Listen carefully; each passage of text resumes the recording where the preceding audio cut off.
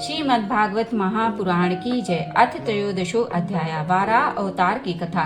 श्री सुखदेव जी ने कहा, राजन, मुनिवर मैत्रेय जी के मुख से परम पुण्यमयी कथा सुनकर श्री विदुर जी ने फिर पूछा, क्योंकि भगवान की लीला कथा में इनका अत्यंत अनुराग हो गया था। विदुर जी ने कहा, मुनि, स्वयंभू ब्रह्मा जी के प्रिय पुत्र महाराज स्वयंभू मनु ने अपनी प्रिय पत्नी शत्रुपा को पाकर फिर क्या किया? आप साधु शिरोमणि, आप मुझे आदिराज राजर्षि स्वयंभू मनु का पवित्र चरित्र सुनाइए। वे श्री विष्णु भगवान के शरणापन्न थे, इसलिए उनका चरित्र सुनने से मेरी बहुत श्रद्धा है। जिनके हृदय में श्री मुकुंद के चरणारविंद विराजमान है, उन भक्त जनों के गुणों को श्रवण करना ही मनुष्यों के बहुत दिनों तक किए हुए शास्त्राभ्यास के श्रम का मुख्य फल है। ऐसा विद्वानों का श्रेष्ठ मत है। श्री सुखदेव जी ने कहा, राजन, विदुर जी सहस्त्राशीर्षा भगवान श्री हरि के चरणाश्रित भक्त थे।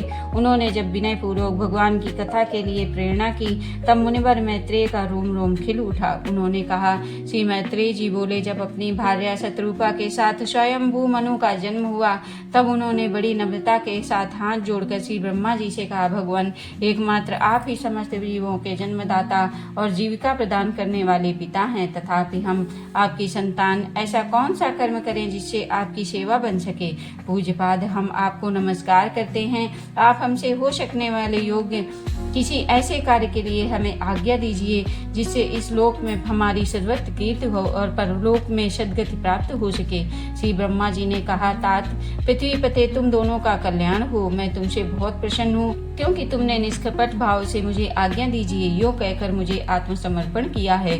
वीर पुत्रों को अपने पिता की इसी रूप में पूजा करनी चाहिए। उन्हें उचित है कि दूसरों के प्रति ईर्ष्या का भाव न रखकर जहाँ तक बने उनकी आज्ञा का आदर पूर्वक सावधानी से पालन करें। तुम अपनी इस भार्या से अपने ही समान गुणवती संतति उत्पन्न करके धर्म पूर्वक पृथ्वी का पालन करो और यज्ञों द्वारा श्री हरि की आराधना करो। राजन, प्रजा पालन से मेरी बड़ी सेवा होगी और तुम्हें प्रजा का पालन करते देखकर भगवान श्री हरि भी तुमसे प्रसन्न होंगे। जिन पर यज्ञ मूर्ति जनार्दन भगवान प्रसन्न नहीं होते, उनका सारा श्रम व्यर्थ ही होता है, क्योंकि वे तो एक प्रकार से अपने आत्मा का ही अनादर करते हैं। मनु जी ने कहा, पाप का नाश करने वाले पिताजी, मैं आपकी आज्ञा का पालन अवश्य करूंगा, किंतु आप इस जगत में मेरे और मेरी भावी प्रजा के रहने के लिए स्थान बतलाइए। देव, सब जीवों का निवास स्थान पृथ्वी इस समय प्रलय के जल में डूबी हुई है। आप इस देवी के उद्धार का प्रयत्न कीजिए। श्री मैत्रेय जी ने कहा, पृथ्वी को इस प्रकार अथाह जल में डूबी देखकर ब्रह्मा जी बहुत देर तक मन में ये सोचते रहे कि इसे कैसे निकालूं। जिस समय मैं लोक रचना में लगा हुआ था, उस समय पृथ्वी जल में डूब जाने से रसातल को चली गई। हम लोग सृष्टि कार्य में नियुक्त हैं, अतः इसके लिए हमें क्या करना चाहिए? अब तो जिनके संकल्प मात्र से मेरा जन्म हुआ है, वे सर्वशक्तिमान श्री हरि ही मेरा यह काम पूरा करेंगे। निष्पाप विदुर जी, ब्रह्मा जी इस प्रकार विचार भी कर रहे थे, उनके नासा छिद्र से अकस्मात अंगूठे के बराबर आकार का एक वराह शिशु निकला। भारत, बड़े आश्चर्य की बात तो यही हुई कि आकाश में खड़ा हुआ वह बड़ा शिशु ब्रह्मा जी को देखते ही देखते बड़ा होकर क्षण भर में हाथी के बराबर हो गया। उस विशाल बड़ा मूर्ति को देखकर मारीच आदि मुनिजन, सनकादि और स्वयंभू मनु के सहित श्री ब्रह्मा जी तरह तरह के विचार करने लगे। अहो, शूकर के रूप में आज ये कौन दिव्य प्राणी यहाँ प्रकट हुआ है? कैसा आश्चर्य है! यह अभी अभी मेरी नाक से निकला था। पहले तो यह अंगूठे के पोरुए के बराबर दिखाई देता था, किंतु एक ही क्षण में बड़ा भारी शिला के समान हो गया। अवश्य यज्ञ मूर्ति भगवान हम लोगों के मन को मोहित कर रहे हैं। ब्रह्मा जी और उनके पुत्र इस प्रकार सोच ही रहे थे, भगवान यज्ञ पुरुष पर्वताकार होकर गरजने लगे। सर्वशक्तिमान श्री हरि ने अपनी गर्जना से दिशाओं को प्रतिध्वनि करके ब्रह्मा और श्रेष्ठ ब्राह्मणों को हर्ष से भर दिया। अपना खेद दूर करने वाली माया में बड़ा भगवान की घुरघुराहट को सुनकर वे जनलोक, तपलोक और सत्यलोक निवासी मुनिगण तीनों वेदों के परम पवित्र मंत्रों से उनकी स्तुति करने लगे। भगवान के स्वरूप का वेदों में विस्तार से वर्णन किया है, अतः उन मुनीश्वरों ने जो स्तुति की उसे वेद रूप मानकर भगवान बड़े प्रसन्न हुए और एक बार फिर गरज कर देवताओं के हित के लिए गजराज की सी लीला करते हुए जल में घुस गए। पहले वे शूकर रूप भगवान पूंछ उठाकर बड़े वेग से आकाश में उछले, अपनी गर्दन के बाणों को पटक फटकार कर खुरों से आघात करने के बादलों को छिटकारने लगे। उनका शरीर बड़ा कठोर था, त्वचा पर कड़े कड़े बाल थे, दाढ़ें सफेद थीं और नेत्रों से तेज निकल रहा था। उस समय उनकी बड़ी शोभा हो रही थी। भगवान स्वयं यज्ञ पुरुष हैं तथा शूकर रूप धारण करने के कारण अपनी नाक से सूंघ सूंघ कर पृथ्वी का पता लगा रहे थे। उनकी दाढ़ें बड़ी कठोर थीं। इस प्रकार यद्यपि वे बड़े क्रूर जान पड़ते थे, तथापि उनकी स्तुति करने वाले मारीच आदि मुनियों की ओर बड़ी सौम्य दृष्टि से निहारते हुए उन्होंने जल में प्रवेश किया। जिस समय उनका वज्रमय पर्वत के समान कठोर कलेवर जल में गिरा, तब उनके वेग से मानो समुद्र का पेट फट गया और उसमें बादलों की गड़गड़ाहट के समान बड़ा भीषण शब्द हुआ। उस समय ऐसा जान पड़ता था मानो उनकी उत्ताल तरंग रूप भुजाओं को उठाकर वह बड़े आर्तस्वर से हे यज्ञेश्वर मेरी रक्षा करो इस प्रकार पुकार रहा है। तब भगवान यज्ञमूर्ति अपने वाण के समान पैनों खुरों से जल को चीरते हुए अपार जलराशि के उस पार पहुंचे। वहां रसातल में उन्होंने समस्त जीवों की आश्रयभूता पृथ्वी को देखा, जिसे कल्पांत में शयन करने के लिए उद्यत श्री हरि ने स्वयं अपने ही उदर में लीन कर लिया था। फिर वे जल में डूबी हुई पृथ्वी को अपनी डाढ़ों पर लेकर रसातल से ऊपर आए। उस समय उनकी बड़ी शोभा हो रही थी। जल से बाहर आते समय उनके मार्ग में विघ्न डालने के लिए महापराक्रमी हिरणाक्ष ने जल के भीतर ही उन पर गदा से आक्रमण किया। इससे उनका क्रोध चक्र के समान तीक्ष्ण हो गया और उन्होंने उसे लीला से ही उस प्रकार मार डाला जैसे सिंह हाथी को मार डालता है। उस समय उनके रक्त से थूथनी तथा कनपटी सन जाने के कारण वे ऐसे जान पड़ते थे मानो कोई गजराज लाल मिट्टी के टीले में टक्कर मारकर आया हो। तात जैसे गजरात अपने दांतों पर कमल पुष्प धारण कर ले, उसी प्रकार अपने सफेद दांतों की नोक पर पृथ्वी को धारण कर जल से बाहर निकले हुए तमाल के समान नील वर्ण वराह भगवान को देखकर ब्रह्मा मारीच आदि को निश्चय हो गया कि ये भगवान ही हैं। तब वे हाथ जोड़कर वेद वाक्यों से उनकी स्तुति करने लगे। ऋषियों ने कहा, भगवान अजित आपकी जय हो यज्ञपते, आप अपने वेद त्रयी रूप विग्रह को फटकार रहे हैं। आपको नमस्कार है। आपके रोम कूपों से संपूर्ण यज्ञलीन है। आपने पृथ्वी का उद्धार करने के लिए ही यह शूकर रूप धारण किया है। आपको नमस्कार है।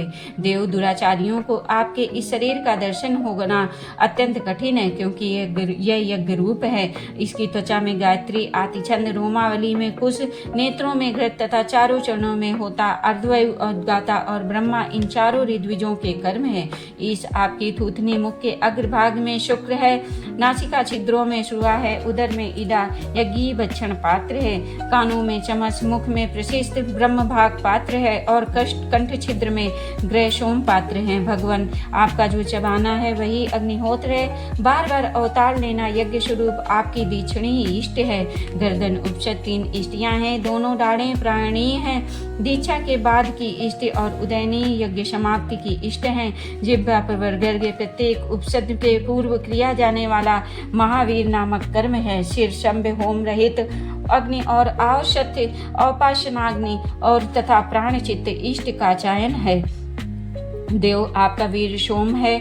आसन बैठना प्रातः शवनादि 3 शमन है। सातों धातु अग्न्याष्टि होम है। उक्त पुरुषी वाजपेयी अतिरात्रि और आर्तोयाम नाम की 7 संस्थाएं हैं तथा शरीर की संधियां जोड़ संपूर्ण सत्र हैं। इस प्रकार आप संपूर्ण यज्ञ सोम रहित याग और कृत सोम सहित याग रूप हैं। अनुष्ठान रूप इंद्रियां आपके अंगों को मिलाए रखने वाली मांसपेशियां हैं। समस्त मंत्र, देवता, द्रव्य, यज्ञ और कर्म आपके ही स्वरूप हैं। आपको नमस्कार है। वैराग्य, भक्ति और मन की एकाग्रता से जिस ज्ञान का अनुभव होता है वह आपका स्वरूप ही है तथा आप ही सबके विद्या गुरु हैं। आपको पुनः पुनः प्रणाम है।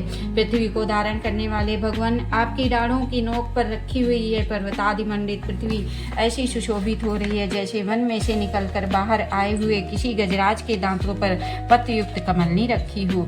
आपके दांतों पर रखे हुए भूमंडल के सहित आपका यह वेदमय वराह विग्रह ऐसा सुशोभित हो रहा है जैसे शिखरों पर छाई हुई मेघमाला से कुल पर्वत की शोभा होती है। नाथ, चराचर जीवों के सुखपूर्वक रहने के लिए आप अपनी पत्नी इन जगत माता पृथ्वी को जल पर स्थापित कीजिए। आप जगत के पिता हैं और अरुण में अग्नि स्थापन के समान आपने इसमें धारण शक्ति रूप अपना तेज स्थापित किया है। हम आपको और इस पृथ्वी माता को प्रणाम करते हैं। प्रभु, रसातल में डूबी हुई इस पृथ्वी को निकालने का साहस आपके सिवा और कौन कर सकता था, किंतु आप तो संपूर्ण आश्चर्यों के आश्रय हैं। आपके लिए ये कोई आश्चर्य की बात नहीं है। आपने ही तो अपनी माया से इस आश्चर्यमय विश्व की रचना की है। जब आप अपने वेदमय विग्रह को हिलाते हैं तब हमारे ऊपर आपकी गर्दन के बालों से झरती हुई शीतल जल की बूंदें गिरती हैं। इनसे भीग कर हम जनलोक, तपलोक और सत्यलोक में रहने वाले मुनिजन सर्वथा पवित्र हो जाते हैं। जो पुरुष आपको कर्मों का पार पाना चाहता है, अवश्य ही उसकी बुद्धि नष्ट हो गई है, क्योंकि आपके कर्मों का कोई पार ही नहीं है। आप ही योग माया के शत्रादि गुणों से ये सारा जगत मोहित हो रहा है। भगवान, आप इसका कल्याण कीजिए। श्री मैत्रेय जी कहते हैं, विदुर जी, उन ब्रह्मवादी मुनियों के इस प्रकार स्तुत करने पर सबकी रक्षा करने वाले वराह भगवान ने अपने खुरों से जल को स्तंभित कर उस पर पृथ्वी को स्थापित कर दिया। इस प्रकार रसातल से लीला पूर्वक लाई हुई पृथ्वी को जल पर रखकर वे विश्व स्वयं प्रजापति भगवान श्री हरि अंतर्ध्यान हो गए। विदुर जी, भगवान के लीलामय चरित्र अत्यंत कीर्तनीय है और उनमें लगी हुई बुद्धि सब प्रकार के पाप तापों को दूर कर देती है। जो पुरुष उनकी इस मंगलमयी मंजुल कथा को भक्ति भाव से सुनता या सुनाता है, उसके प्रति भक्त वत्सल भगवान अंतस्थल से बहुत शीघ्र प्रसन्न हो जाते हैं। भगवान तो सभी कामनाओं को पूर्ण करने में समर्थ हैं। उनके प्रसन्न होने पर संसार से क्या दुर्लभ है, किंतु उस तुच्छ कामनाओं की आवश्यकता ही क्या है। जो लोग उनका अनन्य भाव से भजन करते हैं, उन्हें तो वे अंतर्यामी परमात्मा स्वयं अपना परम पद ही दे देते हैं। अरे संसार में पशुओं को छोड़कर अपने पुरुषार्थ का सार जानने वाला ऐसा कौन पुरुष होगा जो आवागमन से छुड़ा देने वाली भगवान की प्राचीन कथाओं में से किसी भी अमृतमयी कथा का अपने कर्णपुटों से एक बार पान करके फिर उनकी ओर से मन हटा लेगा। इस श्रीमद्भागवते महापुराणे पारमहंस्या संहितायां तृतीय स्कंदे वराह प्रादुर्भावानुवर्णने त्रयोदशो अध्याय समाप्त। बोलो श्री कृष्ण भगवान की जय।